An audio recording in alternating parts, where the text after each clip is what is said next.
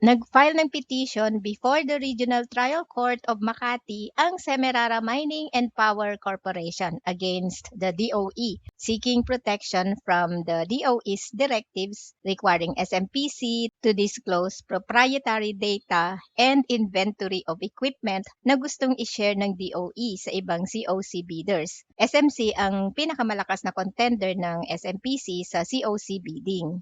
So ayaw pumayag ng SMPC. Ayon sa kumpanya, ang hinihinging technical information at inventory ng equipment ay proprietary and confidential and was developed through decades of investment, exploration, and operational experience.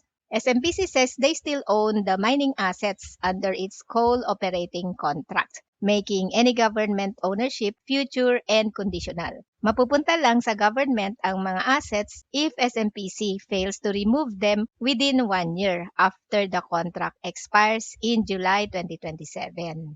Ang bidding process ay dapat nakabase sa kakayahan ng bawat bidder. Kaya dapat gumawa sila ng sarili nilang technical studies at sariling mine plan. The bidding should identify the winner with a viable mine plan and the technical expertise to operate the mine para maprotektahan ang baseload electricity generation ng ating bansa. Given SCC's decades of operating experience, technical expertise, and existing assets and equipment, maraming naniniwala na sila pa rin talaga ang pinaka-qualified to continue operating the Semirara mine. Kaya lang parang may ibang gustong ipasok based sa mga nangyayari at pagdidelay sa COC bidding. For now, SMPC's operations remain unaffected. Until July 2027 pa ang kontrata nila and committed pa rin silang sumali sa COC bidding process which is expected around August 2026 although wala pang official announcement ng exact date.